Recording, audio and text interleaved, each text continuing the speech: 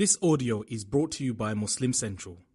Please consider donating to help cover our running costs and future projects by visiting www.muslimcentral.com/donate.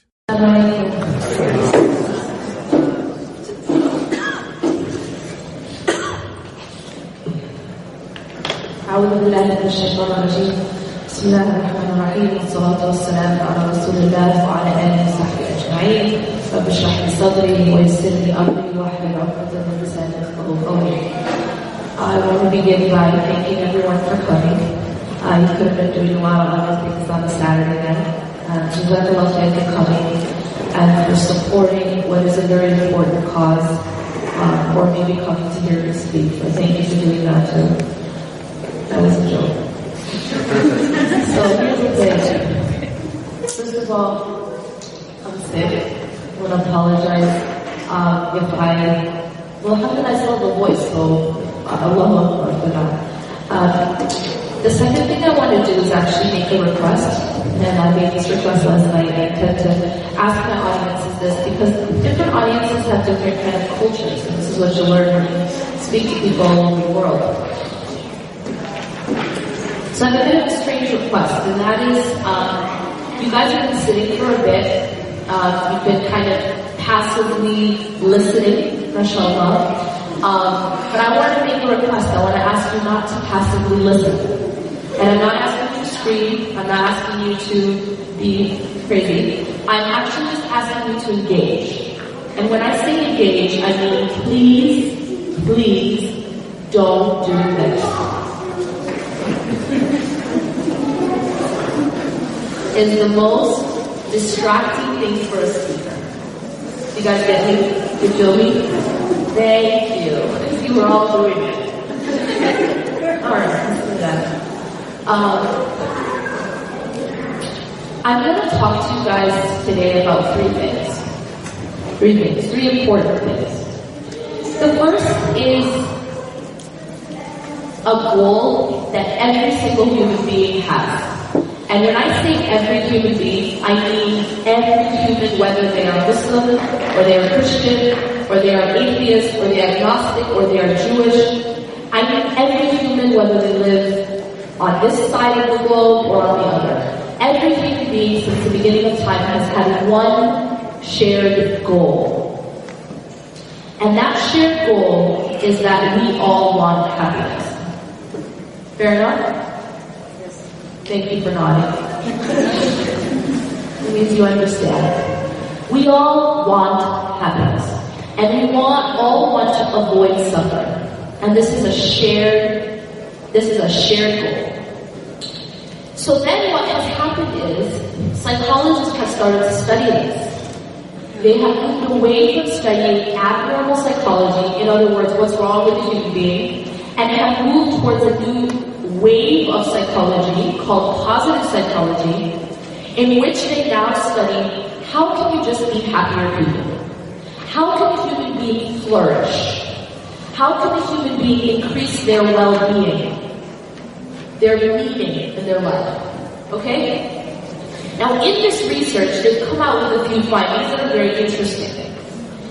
What they have come up with is that there's basically about 40% of our happiness is determined, they call it a happiness set point. And about 40% comes from, this set point comes from genetics. So, you have your parents. About 10% comes from having basic needs met, like safety and shelter, etc. What does that leave? The mathematicians? 50%. Awesome. See, that's engagement, right? About 50% is left within our control. You guys understand? And so that is what they're studying. What can we do with that 50%? Is everyone following? And what they have found is that there are two things. One has to do with our actions, and the other has to do with our thoughts. Okay? How we think. And the other is how we act. So there's certain actions that will increase your happiness or sabotage your happiness. And there are certain types of thinking patterns that will either increase or sabotage your happiness. Everyone following?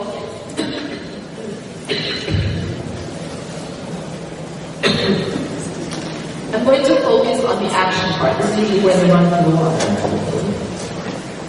Here it is. On me. Thank you. Do your part. Natural spring water. That's the best. There's 4 of them. So I'm going to focus on the action part. They did a study in which they divided people into 4 groups. They gave one group an assignment that they were meant to help an individual during that time period. That's the first group. The second group was assigned to help do something that will help at a global level or a community level. The third group was assigned to treat themselves, right? Treat yourself. You know, we live in a society that believes that the more you indulge yourself, the happier you'll be, right? Indulge and you'll find happiness. In fact, they did a study in which they asked millennials are young adults basically, okay? The generation before Brian, I won't tell you my age. But they asked millennials a question: what are your biggest goals? What are your most what's your strongest goal? What's your goal? 80% said to be rich. 50% said to be famous. Why? The reason why is people believe that that's what will get them happiness. They believe that by getting these things, in this case being rich and famous, that will make them happy. Right?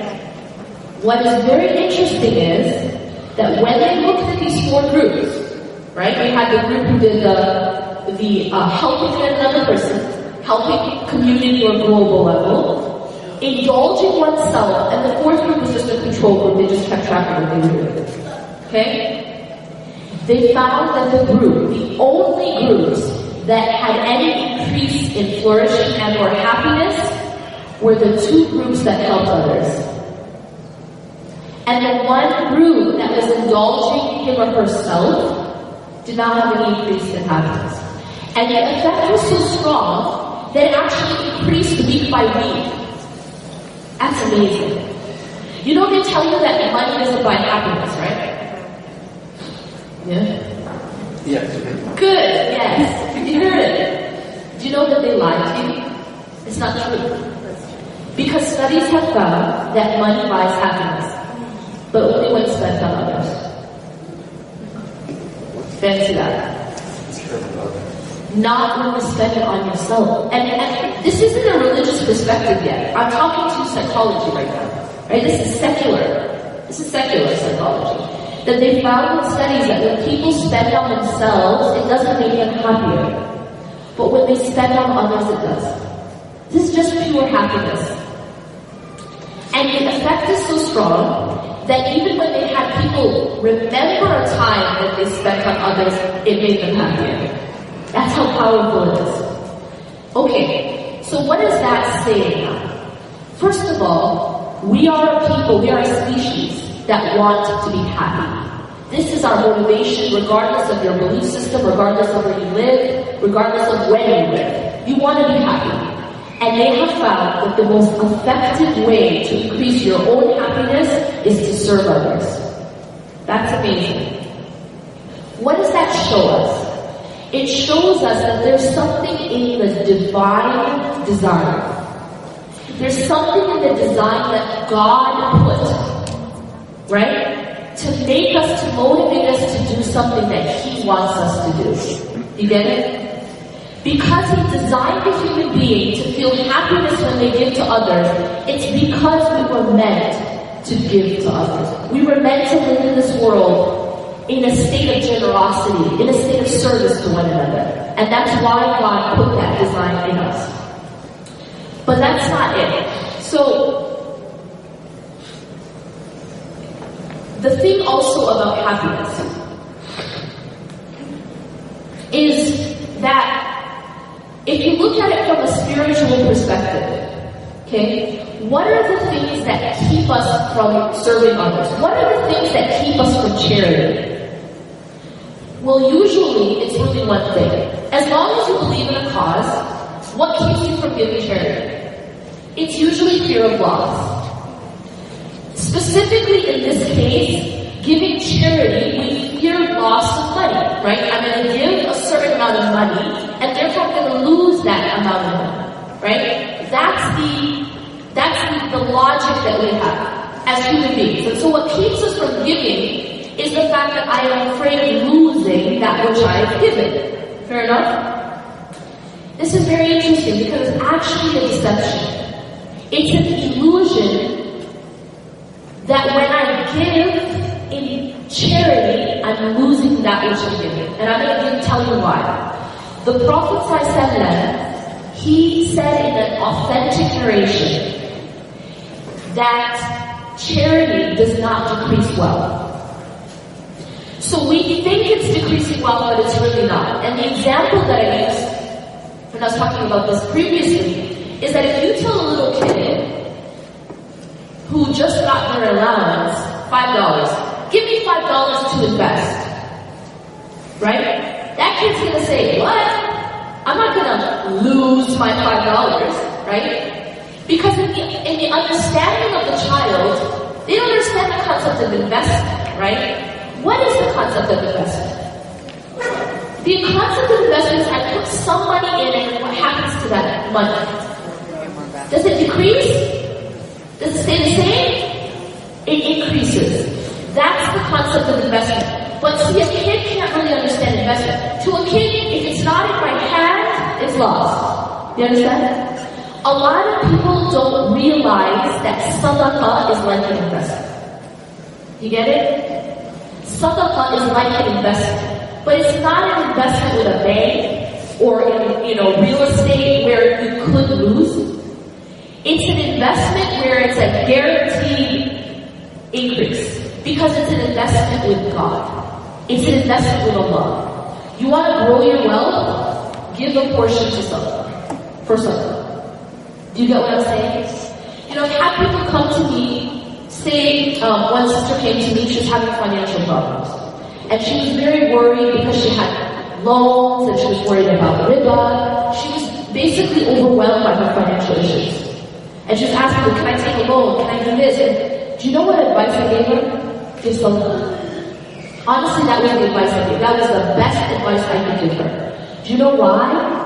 Because even though it's counterintuitive, right? What do you mean? I'm telling you I have financial problems and you're telling me to give? But actually, that's the way to grow your wealth.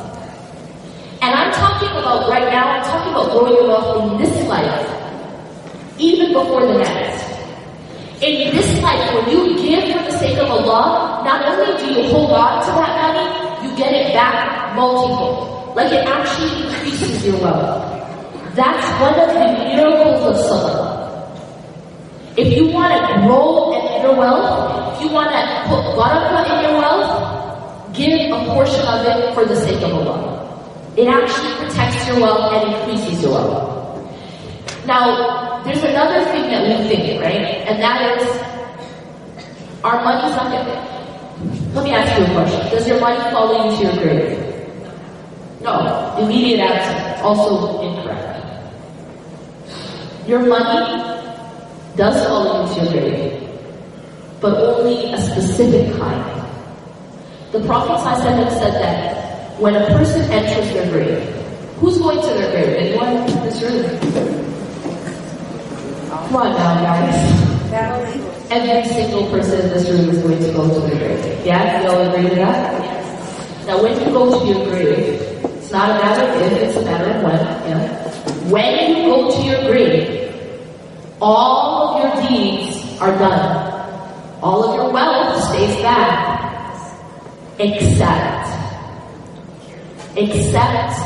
something specific, and one of those is something called sadaqah jariyah. Do you know what a sadaqah jariyah is? A sadaqah jariyah is a charity a sadaqah that you gave in this life that will continue to benefit others, even after you're in the grave. When you invest in institutions like this, when you invest in institutions that are about helping others, even after we pass away, that money is not lost. That money, not only will it grow in this life, but it will continue to benefit you even after you pass away. Now, why is this organization important? Now, I know that Brother Abdullah talked to you a lot about facts of what this organization is doing. I want to talk to you about something different. I want to talk to you about what Allah and His Messenger have said about the fight for justice.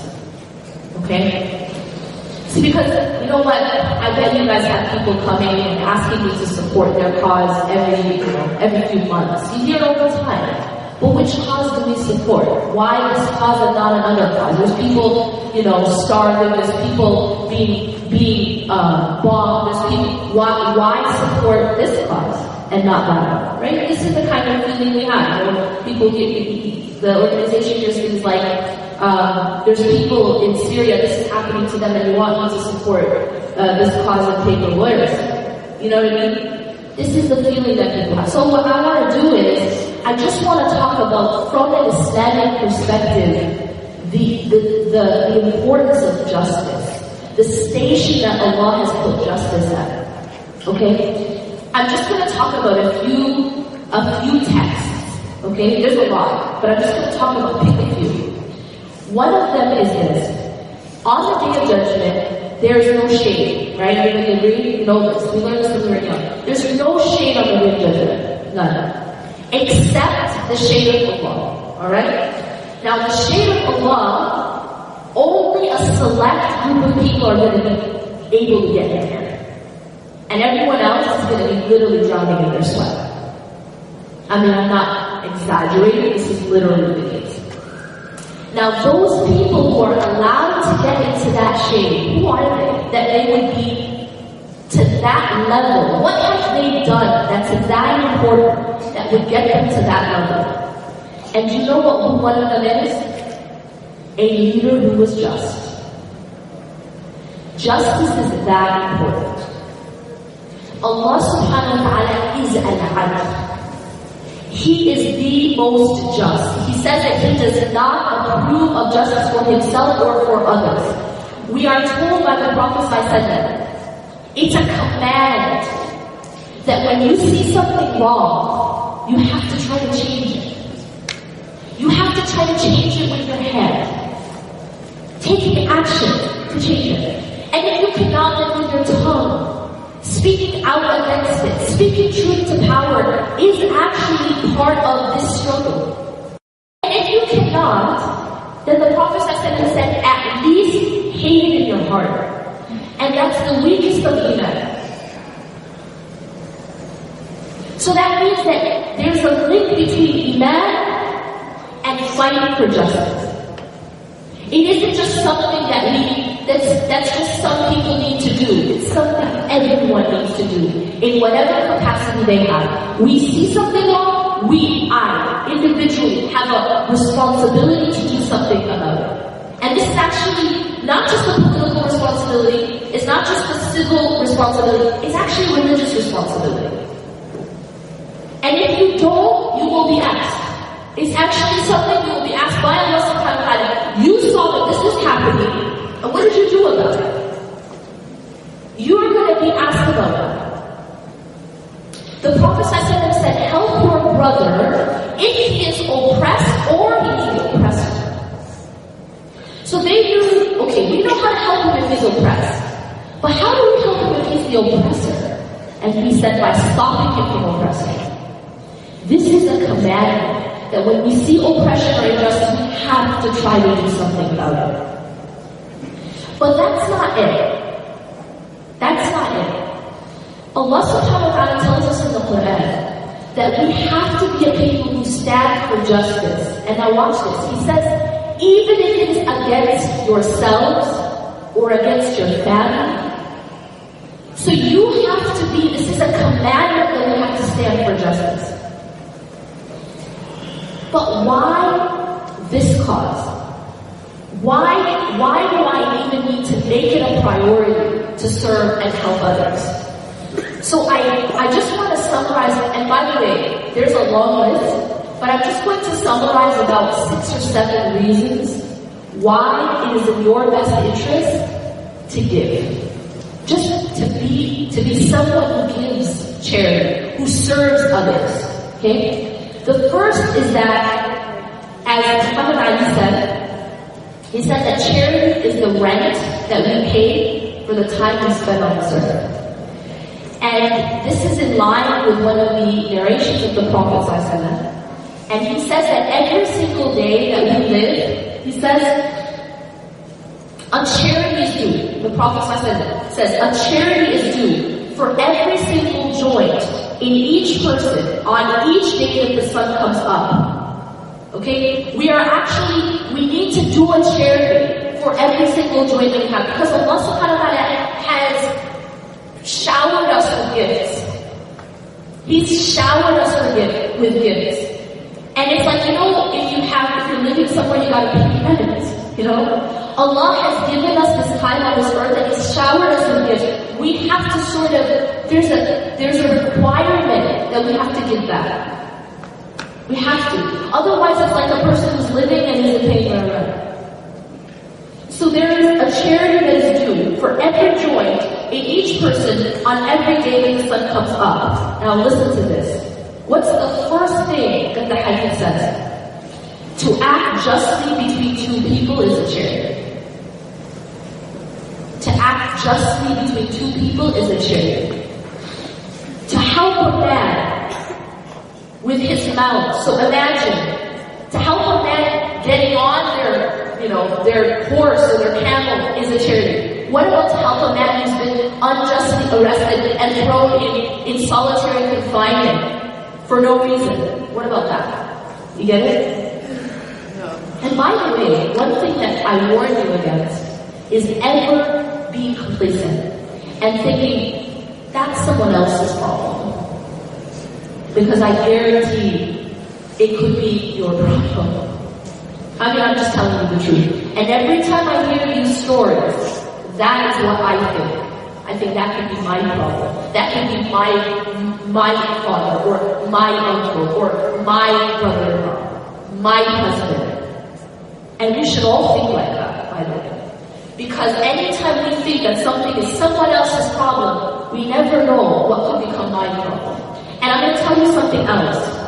There's a trickle-down effect. You see? Because every time MLFA wins a case, it sets a precedent so that it won't happen, inshallah, to you. You get it? But if there's no pushback, it only grows. Do you guys understand that? If we are not collectively supporting this pushback for justice, it will eventually trickle down to your home. Because it's growing, as Brother Abdullah said, the no-fly list, it's going to be at 1 million, they're projecting, right, in 2018. So the idea here is that this isn't something getting less, this is something getting more. And if we are not supporting that struggle for justice, it's going to grow and eventually will come closer to home. You get it? So don't be deceived by this idea that it's someone else's problem. Because it isn't. And God forbid, if it were ever your father or your husband, like you were saying, imagine someone being taken away, the breadwinner of the home, for a year and thrown in prison. Or these people who were fighting for 6 years, 7 years, no legitimate charges against them. What do you think happens to their families?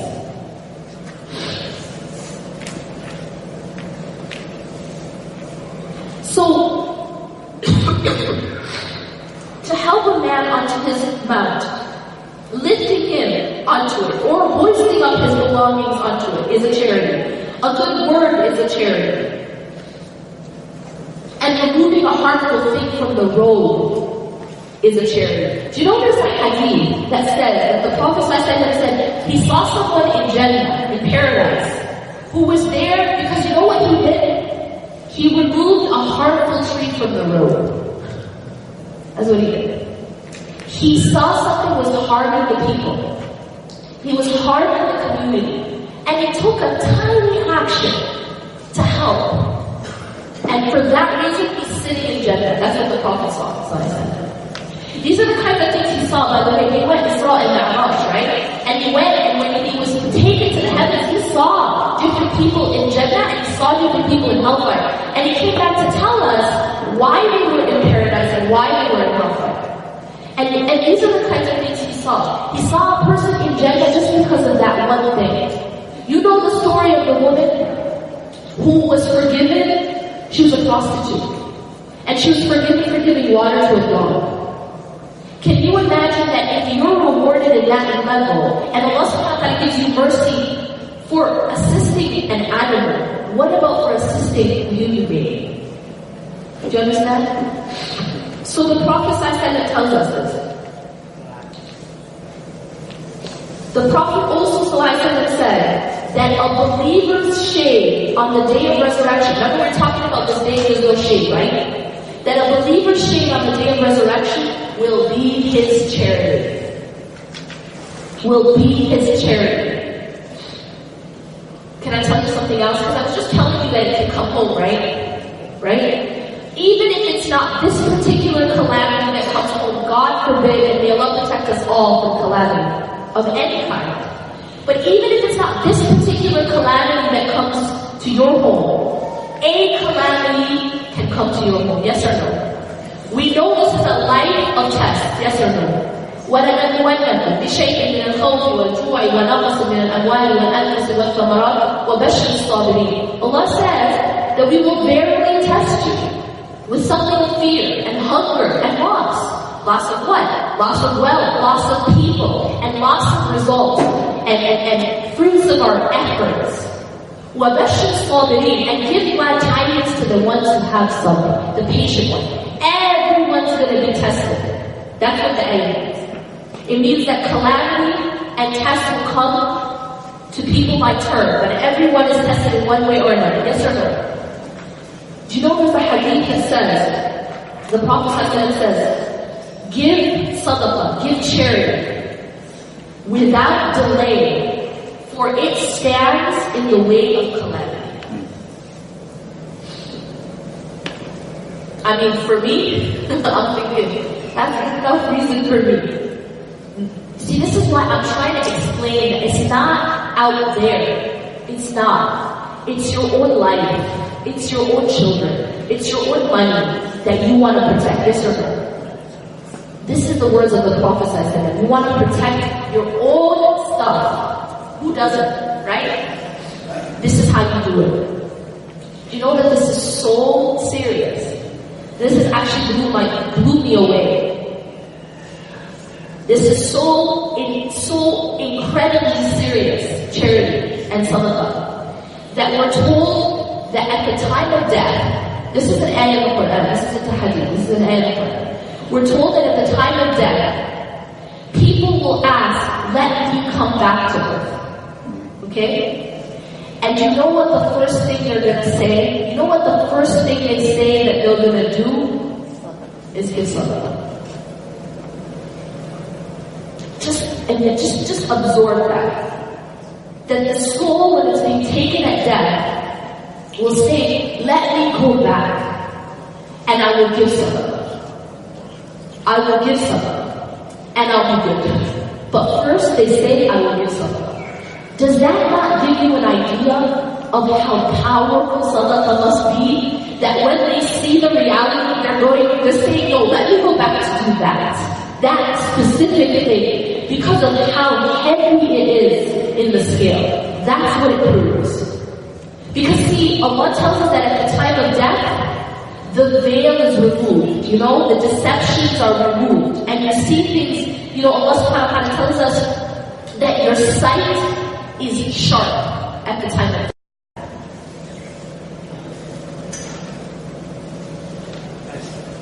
The sight is sharp at the time of death. وَلَقَدْ خَلَقْنَا الْإِنسَانَ وَنَعْلَمُ مَا تُوَسْوِسُ بِهِ نَفْسُهُ وَنَحْنُ أَقْرَبُ إِلَيْهِ مِنْ حَبْلِ الْوَرِيدِ. Allah says that We created mankind, and we know what their nafs whispers to them. And we're closer to them than their jugular vein. Right? And then Allah says that on the day of judgment, what's going to happen is that وَجَاءَتْ سَكْرَةُ الْمَوْتِ بِالْحَقِّ ذَلِكَ مَا كُنْتَ مِنْهُ تَحِيدُ وَنُفِخَ فِي الصُّورِ ذَلِكَ يَوْمُ الْوَعِيدِ لَقَدْ كُنْتَ فِي غَفْلَةٍ مِنْ هَذَا فَكَشَفْنَا عَنْكَ غِطَاءَكَ فَبَصَرُكَ الْيَوْمَ حَدِيدٌ. That when death comes to people, the stupor of death comes. This is what people try to escape from. And then the trumpet is blown, and on this day, what happens? فَكَشَفْنَا عَنْكَ غِطَاءَكَ فَبَصَرُكَ الْيَوْمَ حَدِيدٌ لَقَدْ كُنْتَ فِي غَفْلَةٍ مِنْ هَذَا. That you are heedless of all this. You see, there's a reality that we're heedless of. We don't see it, because it's like this veil of like social media, and shaitan, and hawa, and money, and all these things, right? There's so much. You know what? There's Instagram, and there's TV, and there's just so much distraction. There's layer upon layer of veils in front of our eyes, and in front of our hearts. So we don't really see the reality as it is. And some have more veils than others, okay? But a lesson that at the time of death, it doesn't matter who you are, that veil's taken away. And at that point, فَكَشَفْتَ عَنْكَ غِطَاءَكَ فَبَصَرُكَ الْيَوْمَ حَدِيدٌ. Take away that veil, now your sight is really sharp. So at death, people see things for what they are. Like, the reality, capital R, becomes clear. No matter who you were. An atheist, just like an agnostic, just like a Christian, just like a Jew, just like a Muslim. Everyone sees clear at that point. Of course, it's too late. But when they see clear, this is what they're asking for. Let me come back so I can give someone. See, to me that just blows me away. Because for those who understand, it's a very clear sign of the importance of salah, of how heavy it's going to be when we are Allah subhanahu wa ta'ala.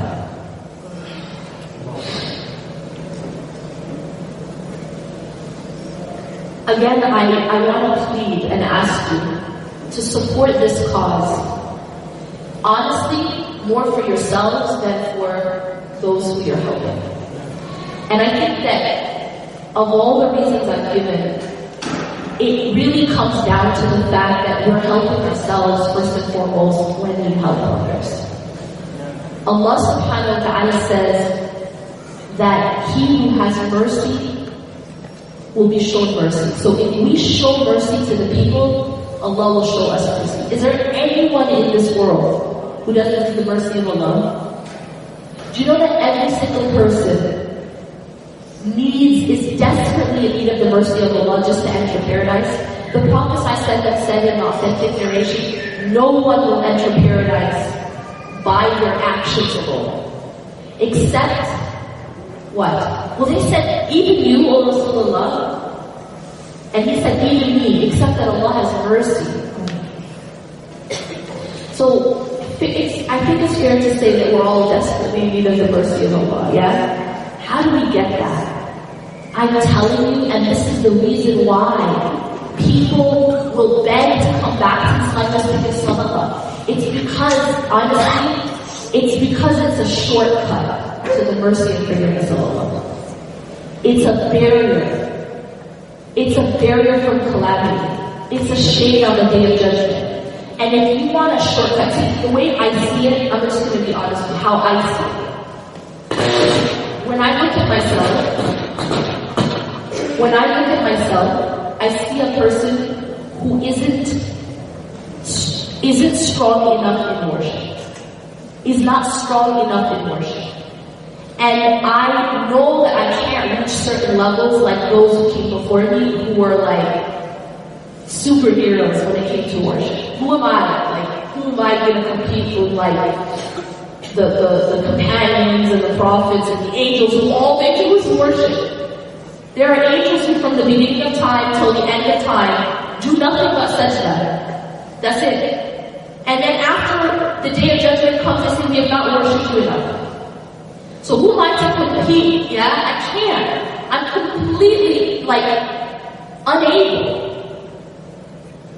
But I feel like our hope is in what we can help others, in helping others. And one of the reasons why